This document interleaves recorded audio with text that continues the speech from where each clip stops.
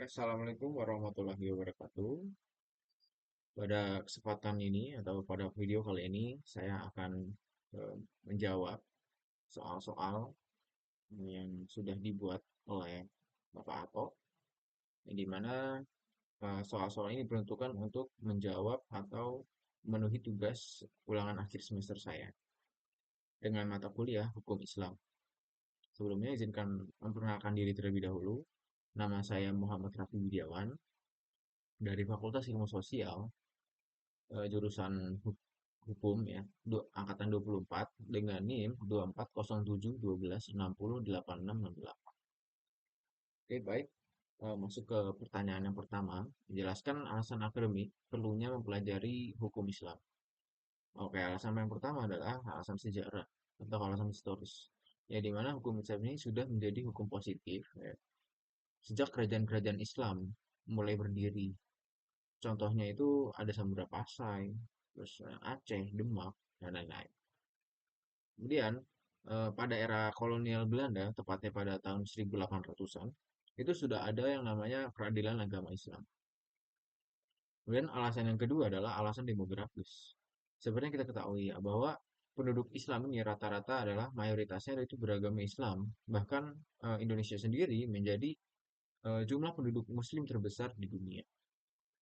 Kemudian alasan yang ketiga, alasan akademis ya. Hukum Islam itu sudah diakui oleh UNESCO sebagai salah satu disiplin ilmu dengan nama Islamic Law. Dan alasan yang keempat itu adalah ada alasan yuridis yang dimana secara yuridis normatif ya, hukum Islam ini sudah melekat menjadi bagian dari kehidupan masyarakat dan dipatuhi dan diberlakukan di masyarakat Indonesia juga. Dan secara yuridis formal sebagai hukum Islam di muamalah atau kemasyarakatan seperti pernikahan, waris, zakat, sedekah, dan hibah merupakan hukum positif di Indonesia. Kemudian alasan yang kelima atau yang terakhir itu adalah ada alasan konstitusional seperti pada pasal 29 ayat 1 Undang-Undang Dasar yang dimana negara itu berdasarkan atas ketuhanan yang Maha Esa. Lanjut masuk ke soal yang kedua, itu jelaskan kedudukan hukum Islam dalam sistem hukum nasional. Ya, jadi hukum Islam masuk ke dalam sistem nasional ada dua cara. Yang pertama secara normatif, kemudian yang kedua itu secara formal dan eh, legislasi. Ya, yang secara normatif ya nilai-nilai Islam menjadi rujukan dalam pembuatan undang-undang yang bersifat umum atau nasional. Meskipun undang-undang tersebut tidak berlabel syariah. Contohnya itu adalah nilai-nilai keadilan dan kemanusiaan dalam hukum pidana. Kemudian secara formal ya, hukum Islam juga menjadi undang-undang positif yang mengikat secara yuridis. Contohnya itu ada hukum keluarga, hukum ekonomi dan syariah, dan ada juga peradilan yang dimana peradilan peradilan itu peradilan agama Islam ya teman-teman. Bahkan ya bahkan di Aceh itu ada otonomi khusus yang dimana mereka itu apa namanya punya penyerapan syariat Islam. Ya. Dan lanjut ke soal yang ketiga, gimana jelaskan pola pemberlakuan hukum Islam dalam sistem hukum nasional. Jadi, pola pemberlakuan hukum Islam dalam sistem hukum nasional, pertama dalam bidang ibadah, ya, itu dilaksanakan oleh masing-masing individu Muslim, ya. Jadi nggak perlu campur tangan negara itu nggak perlu, kecuali jika perlu dukungan fasilitas dari negara. Contohnya, misalkan pada saat perayaan Idul Fitri. Nah, itu kan kebanyakan orang itu kan pada pulang kampung. Ya, habis puasa ingin berjabat tangan, ingin salam, ingin maaf-maafan. Nah, itu di situ negara yang membantu. Atau mungkin pada saat apa namanya ingin ibadah, ya ini kan ibadah juga ya, ibadah. Kemudian tidak ada tempat untuk ibadah. Ya, negara membantu dengan membuatkan masjid seperti itu. Kemudian dalam bidang muamalah yang tadi saya bilang masyarakat ya, terkhusus untuk orang Islam dilegislasi dengan undang-undang. Contoh itu ada pernikahan, ya kan? Terus ada wakaf, zakat, dan lain-lain. Dan untuk umumnya itu diserap dan diaktualisasikan dalam UU. Dan ada jinayah dalam bidang jinayah ya, atau bisa dibilang kalau jinayah itu di ini apa ya? Mungkin persoalan tentang kejahatan ya, saya lupa. Atau pidana mungkin. Pidana ya, pidana. Itu diserap dan aktualisasikan dalam undang-undang. Contohnya kayak misalkan orang mencuri masa nggak dipenjarakan, nggak ada hukuman yang sih ada di Islam juga begitu. Kemudian ada siasah. Siasah ini kayak apa ya? Tata negara mungkin. Soalnya siasah ini artinya ilmu politik ya. Ilmu politik, politik pokoknya ada politik politiknya lupa saya. Jadi di tata negara ini ya sama seperti tadi jinayah juga, di mana ini diserap dan diaktualisasikan dalam undang-undang. Jadi tidak ada yang namanya eh, undang-undang yang berdasarkan Islam banget itu nggak ada, karena lagi-lagi Indonesia ini kan menganut pluralistik. Jadi tidak ada apa namanya, tidak ada yang mencondong ke arah A atau ke arah B atau ke kanan atau ke kiri gitu. Kemudian lanjut ke nomor yang keempat, yang dimana contoh konkret dan tujuan hukum Islam dalam melindungi harta dan keturunan. Oke, jadi perlindungan harta atau hif, hif, hif amal ya. Itu tujuan utamanya adalah memastikan harta itu diperoleh, dikelola, dan didistribusikan dengan cara yang adil serta bebas dari yang namanya itu eksploitasi. Contohnya itu ada di hukum warisan. Ya, Islam mengatur pembagian harta peninggalan secara rinci, bukan serta sorry, secara rinci, siapa yang berhak dan berapa bagiannya ya. Seperti kita tahu kalau anak itu ada berapa, cewek berapa, cowok berapa, yang dimana ini diatur dalam KHI atau kompilasi hukum Islam. Kalau nggak salah itu buku kedua. Ya, mungkin bisa ditulis di komen di buku kedua. Contoh konkretnya itu seorang ahli waris tidak boleh kehilangan hak atas hartanya karena keserakahan ahli waris lain. Karena kan porsinya kan sudah ditetapkan secara hukum dan secara hukum Islam tentunya ya, jadi di KHI tadi. Kemudian ada contohnya lain lagi itu ada zakat dan wakaf melalui undang-undang tentang pengelolaan zakat. Nah, itu hukum Islam itu mewajibkan distribusi harta dari orang yang kaya kepada yang membutuhkan. Ini melindungi harta masyarakat secara makro dengan apa? Cara mencegahnya penumpukan kekayaan di satu kelompok saja. Jadi kalau misalkan teman-teman ya kan zakat itu kan wajib ya. Tahu wakaf kan bisa diserahkan kepada orang yang membutuhkan. Ini pembagian secara merata juga. Jadi tidak ada ya ketimpangan di antara masyarakat. Bahkan perlindungan harta dalam Islam ini ada larangan pidana juga. Nah, secara normatif ya, Islam juga mengharamkan pencurian, perampokan, dan korupsi. Dalam hukum nasional ini diwujudkan dalam sanksi pidana ya, bagi para pelaku pencuri, penipuan, kemudian kalau misalkan korupsi itu kan ada undang-undang sendiri ya, yang tujuannya itu agar hak milik individu tetap aman. Jadi nggak ada tuh yang namanya duit lo buat gue itu nggak ada. Oke. Kemudian perlindungan keturunan, ya. Tujuan utamanya itu menjaga kemurnian nasab atau garis keturunan. Kemudian menjamin hak-hak dan kehormatan keluarga. Hmm.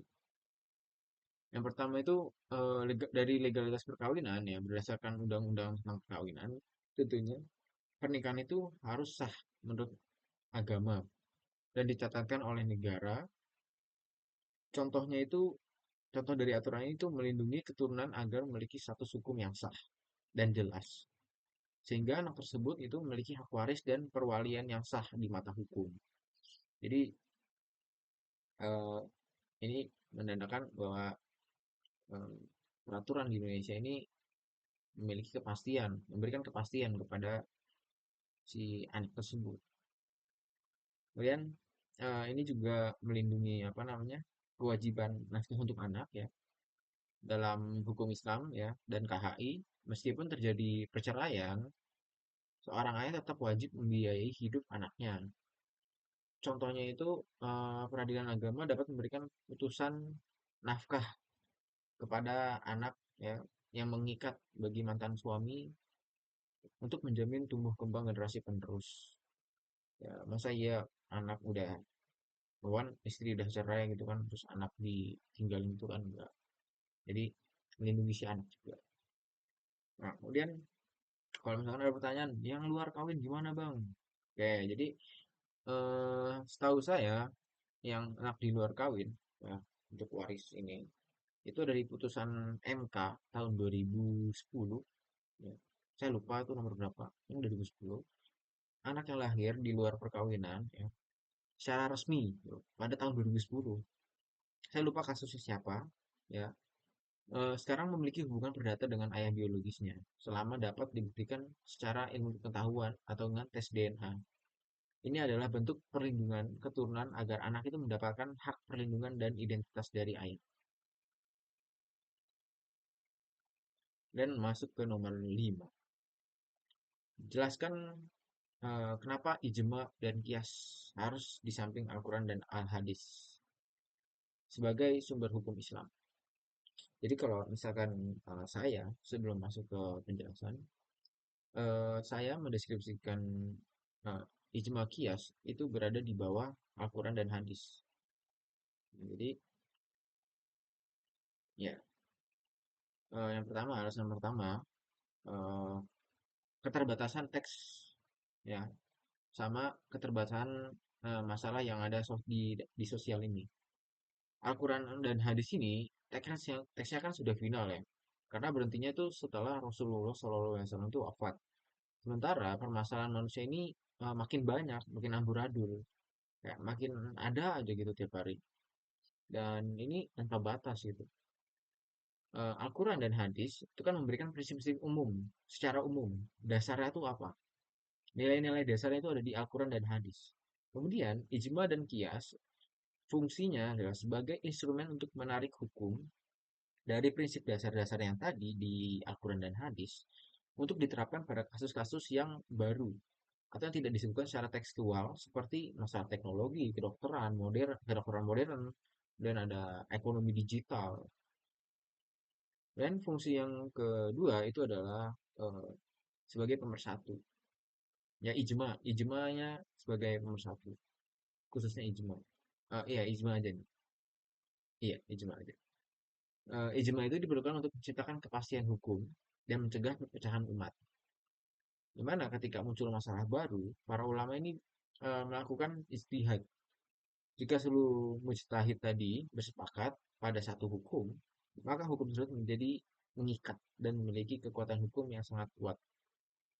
Contohnya itu kesepakatan para sahabat membukukan Al-Quran menjadi satu mushaf ya kan, pada masanya Abu Bakar Siddiq.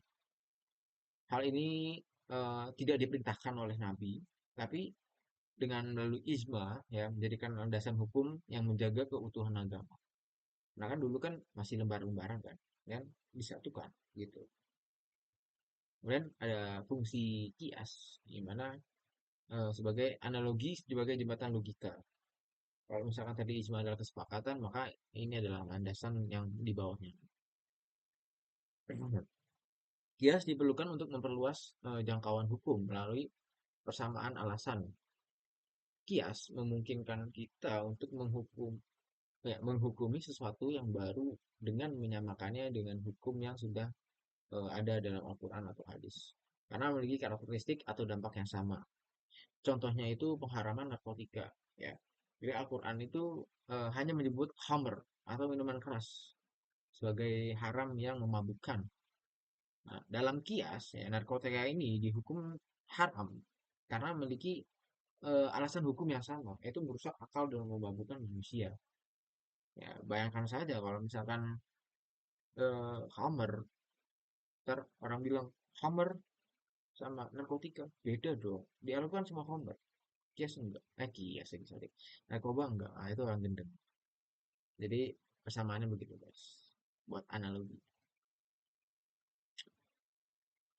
Kemudian masuk ke nomor yang 6. Sebutkan urusan seseorang menjadi hak wali nikah, dan apakah ayah biologis dari anak perempuan yang lahir di luar pernikahan itu bisa menjadi wali nikah. Kalau nggak bisa itu siapa gitu. Jadi eh, yang saya ketahui tentunya ya, urutan wali nikah atau wali nasab. Itu wali nasab itu kan yang memiliki hubungan darah dengan calon mempelai wanita yang dari garis laki-laki tentunya. Eh, urutannya berdasarkan KHI itu harus tertib. Jadi ada hierarkinya gitu, kayak berjenjang. Kalau misalkan yang atas gak ada, ke bawah nggak ada, ke bawah, sampai ujung, sampai yang terakhir ya guys. Oke, jadi yang pertama itu ada ayah kandung. Ya, ini yang paling dekat dengan si perempuan tadi. Kemudian ada, kalau ayah kandung nggak ada meninggal, ada kakek. Kakek nggak ada saudara laki-laki kandung. Kemudian saudara laki-laki kandung, saudara laki-laki seayah atau paman. Kemudian ada juga keponakan laki-laki, yang jelas anak laki-laki dari saudara laki-laki kandungnya. Kemudian ada keponakan laki-laki, dan keponakannya ini anak laki-laki dari saudara laki-laki seayah. Masih ayah lah pokoknya ya. Masih yang cowok. Kalau yang cewek nggak bisa. Atau tante, anaknya tante tuh cowok tuh nggak bisa. Kemudian ada paman kandung. Ya itu sama aja kayak tadi saya jelasin. Paman seayah. Paman seayah juga bisa. Sepupu laki-laki dari paman. Yang tadi saya bilang. Sepupu laki-laki dari anak laki-laki dari paman seayah. Dan gimana status si ayah biologis yang di luar nikah gitu. Kalau misalkan kita ngelihat di KHI ya, si anak perempuan tadi ini, kalau misalkan diminta si ayah menjadi walinya itu nggak bisa guys. Karena eh, bahkan dalam KHI pun menjelaskan bahwa si anak perempuan tadi itu hanya mempunyai hubungan nasab dengan ibu dan keluarga ibunya. Jadi ayah kandung itu nggak bisa. Nah, karena tidak ada hubungan nasab dari petunasa secara hukum, ayah biologis tadi nggak bisa kan, makanya si ayah biologis tadi itu nggak punya otoritas sebagai wali nasab. Nah, pertanyaannya, siapa yang bisa untuk mewakili dia, si perempuan tadi? Nah, jadi yang bisa mewakili itu wali hakim. Wali hakim itu pejabat yang ditunjuk oleh Menteri Agama untuk bertindak sebagai wali nikah bagi wanita yang tidak memiliki wali nasab atau walinya berhalangan. Gitu. Next. Ke pertanyaan ketujuh. Jelaskan perbedaan antara hukum, waris, wakaf, wasiat, dan hibah. Oke, jadi hukum lagi. Ya, waris, wakaf, wasiat, dan hibah itu jelas beda ya guys. Yang pertama dari waktu pelaksanaan ya, kalau waris itu setelah pemilik hartanya meninggal dunia baru terlaksana. Kemudian wakaf itu saat pemilik harta masih hidup. Kemudian wasiat itu diucapkan pada hidup, dilaksanakan setelah dia meninggal. Kemudian hibah saat pemilik harta itu masih hidup. Next, sifat pemberiannya itu, kalau misalkan hukum waris itu wajib, tentunya ya, nggak mungkin nggak wajib. Wakaf itu sukarela, karena ini berdasarkan amal jariah ya, amin lah. Kemudian kalau wasiat itu sukarela juga, karena ini pesan terakhir ya, untuk misalkan ada anak yang nggak dapat, kayak anak yang di luar nikah itu bisa pakai wasiat. Nah, kalau hibah juga sukarela, karena hibah itu seperti contohnya itu hadiah. Penerimanya, oke. Jadi penerimanya kalau misalkan waris itu eh, hubungan darah atau dari nikah. Kemudian kalau wakaf itu untuk umum, siapa aja untuk kepentingan publik atau agama, jelas. Kemudian kalau wasiat itu orang lain atau lembaga, yang jelas itu bukan ahli waris. Ya, wasiat itu nggak bisa dikasih ke ahli waris. Dan kalau misalkan siapa itu hibah ya hibah, itu siapa aja. Bahkan ahli waris pun bisa didapatkan hibah maupun orang lain. Ya, kayak semua orang gitu. Em, Oh ya, status hartanya belum. Kalau waris itu berpindah ya kepemilikan ya dari si tadi pewaris sama yang mewarisi gitu. Karena kalau wakaf kepemilikan itu berpindah juga. Ya karena ini untuk kepentingan umum ya. Jadi bilang ya, Allah mungkin. Jadi kepentingan umum pokoknya. Ini punya orang banyak. Kemudian wasiat itu ya ke penerima wasiat. Kalau hibah ya langsung ke penerima hibah. Karena sifatnya kayak hadiah kan sebenarnya. Dan nomor 8 itu apa ya? Anak perempuan. Apakah bisa dapat 2/3 harta? Ya bisa, bisa. Gimana caranya tapi? Jadi anak 2/3 ini bisa dapat 2/3 kalau dia tuh mempunyai 2 anak atau lebih. Dan tidak ada anak laki-laki yang jelas. Bagian 2/3 ini dia dibagi rata antara anak perempuan yang ada yang jelas. Eh, Kalau misalkan ada anak laki-laki atau si perempuan tadi sendiri itu nggak bisa dapat 2/3. Karena kalau misalkan dia mendapatkan 2/3 itu harus 2 anak atau lebih. Kalau misalkan ada anak perempuan cuma satu, ya dia harus setengah. Terus kalau misalkan ada anak laki-laki, ya itu nggak bisa juga.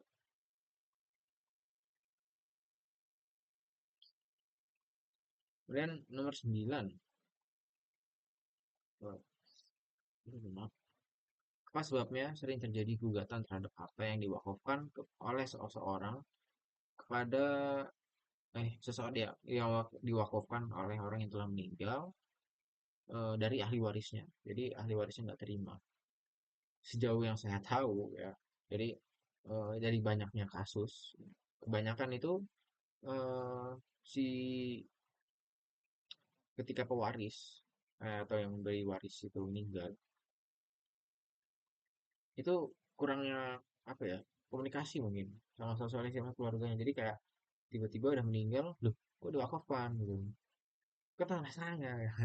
Jadi ya gitu guys. Jadi mungkin kurang komunikasi mungkin ya. Jadi kalau misalkan teman-teman kalau misalkan ingin mewakafkan hartanya atau sesuatu itu apapun itu harap disosialisasikan dengan eh, keluarganya. Jadi kita kalau misalkan pas meninggal tuh nggak ada ribut-ribut. Mungkin itu aja sih.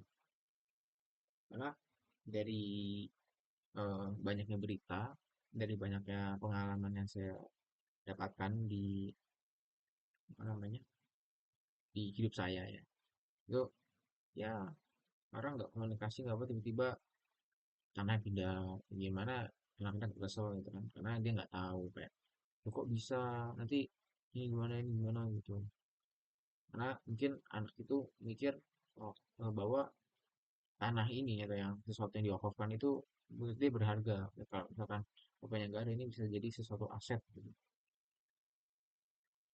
Sebenarnya mohon maaf ya ini kalau misalkan kalau saya miring karena videonya dari sebelah kiri.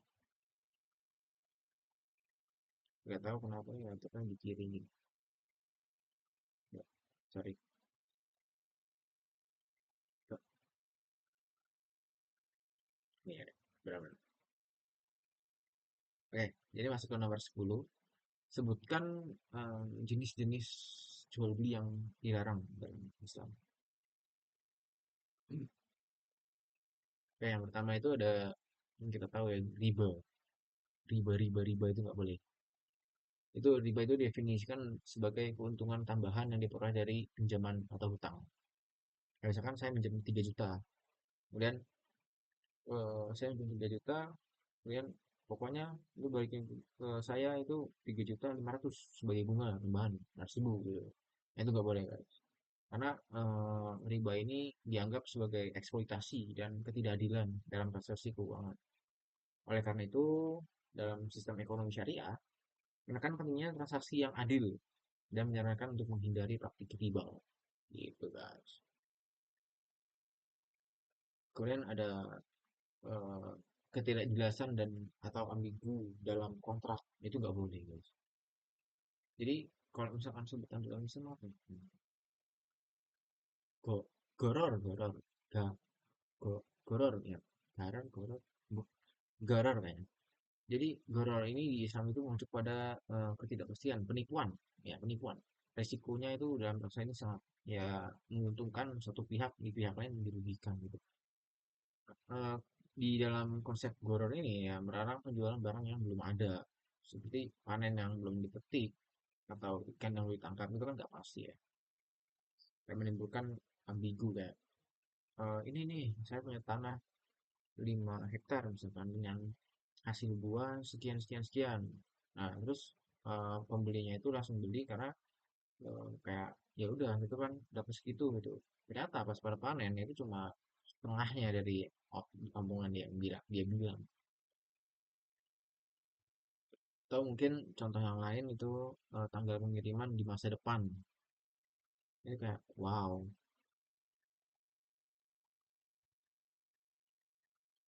Terus yang ketiga apa ya? Judi. Ya, judi. Dalam bahasa Arab adalah aktivitas jual beli yang dilarang dalam Islam.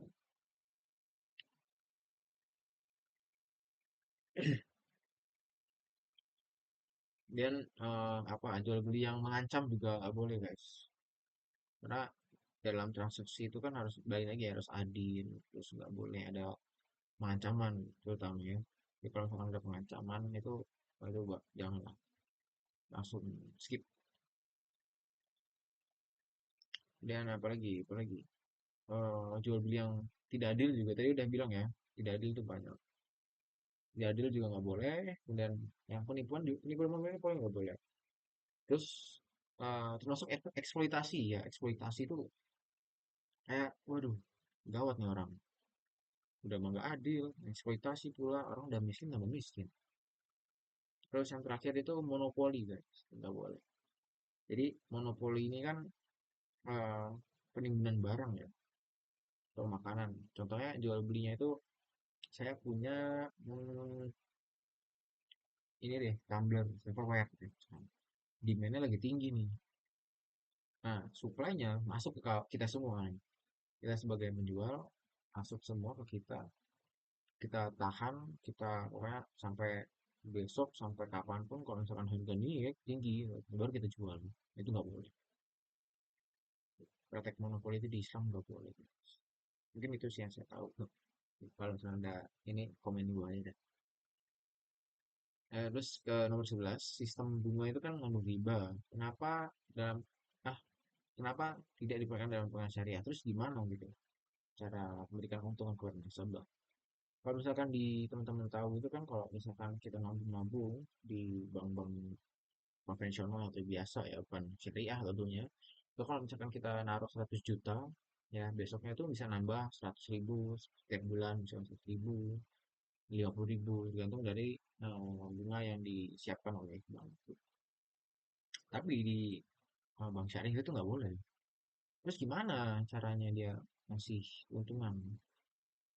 Jadi sistemnya itu yang pertama itu ada sistem bagi hasil. Jadi mana si nasabah ini atau pemilik modal mempercayakan uangnya ini kepada bank sebagai pengelola untuk disalurkan ke sektor-sektor yang produktif atau bisnis. Nah, jadi si nasabah ini mendapatkan keuntungan dari bisnis tersebut berdasarkan kesepakatan. Misalkan dari bisnis tersebut dapat 100.000, nasabah misalkan minta 70% atau 50%. Nah, nanti sisanya itu si banknya gitu. Ya kalau misalkan pengen ini yang gede ya nanti balik lagi ke si banknya kerja banknya bagus atau enggak untung besar apa enggak. Kalau misalkan untung besar ya nasabah kan dapat banyak. Kalau untungnya kecil ya nasabahnya dapat dikit juga. Kemudian ada juga sistem jual beli dimana jual beli ini mekanismenya bank membeli barang ya, yang diinginkan nasabah misalkan mobil dan menjualnya kembali kepada nasabah dengan harga yang lebih tinggi ya gitu. Gimana tuh? Lupa lagi. Ya pokoknya misalkan harga mobil itu 20 juta kan. Nah, kemudian bank mengambil margin 20 juta misalnya. Ya, nasabah nyicil dari 220 juta gitu. Kalau misalkan kita mau beli barang ya, kartu kredit, itu kan ada ininya ya, ada bunganya ya. Misalkan per tahunnya itu 5% itu berapa. Nah, kalau misalkan di bank syariah, itu si banknya ini yang beli mobil 200 juta, dan dia dijual ke nasabah tuh 220 juta gitu. Dan ada juga yang sistemnya itu sewa menyewa. Ya, jadi bank dapat keuntungan dari sewa nyewa aset. Contohnya kalau misalnya kita naruh uang 200 juta, nanti si bank tersebut membeli kontrakan atau membeli apapun itu ya yang bisa disewakan kepada orang lain. Nah, nanti ya dari hasil sewa menyewa itu nanti bisa dibagi dua sahabat. Dan ke pertanyaan terakhir, apa yang menjadi ciri atau motif dalam gadai syariah atau asuransi syariah gitu. Motif utamanya jelas ya, kalau misalkan di gadai syariah itu memberikan finansial kepada masyarakat, terutama menengah ke bawah, ya, dengan bentuk pinjaman jangka pendek tanpa beban bunga. Jelas. Dengan tujuannya itu sekaligus menjaga keamanan modal si pemberi peminjaman juga. Ciri-cirinya itu bukan bunga, tapi biaya jasa. Ya, ya, nasabah itu tidak membayar bunga atas uang yang dipinjam, melainkan membayar biaya penyimpanan, pemeliharaan dan asuransi atas barang jaminan. Kemudian ciri yang lain ada status barangnya itu jaminan. Ya, barang yang digadaikan tetap milik nasabah. Bank atau lembaga itu hanya memegang barang tersebut sebagai jaminan keamanan utang. Kemudian cirinya lagi itu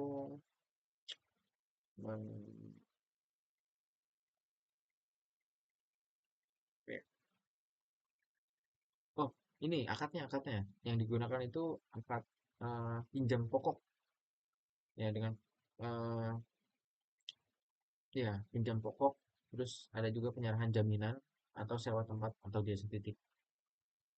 Jadi bukan bunga. No riba guys. Dan asuransi syariah itu motifnya itu untuk membangun sistem perlindungan bersama di mana sesama peserta itu sepakat untuk saling menanggung resiko melalui dana hibah sehingga bebannya itu hibah nggak ditanggung sendiri. Ciri-cirinya itu yang pertama tolong menolong jelas ya. Bukan misalkan lu mati terus tiba-tiba banyak tuh enggak. Jadi konsepnya tolong menolong dari nasabah lain. Ya, jadi serta memberikan kontribusi ke dana yang pengen diniatkan untuk membantu peserta lain jika terkena musibah gitu. Nah, kepemilikan dana ini terkumpul menjadi kolektif semua peserta. Jadi si perusahaan ini asal ini hanya bertindak sebagai pengelolanya aja yang mendapatkan upah jasa gitu. Mungkin itu saja sih yang bisa dapat saya sampaikan. Selebihnya mohon maaf. Wassalamualaikum warahmatullahi wabarakatuh.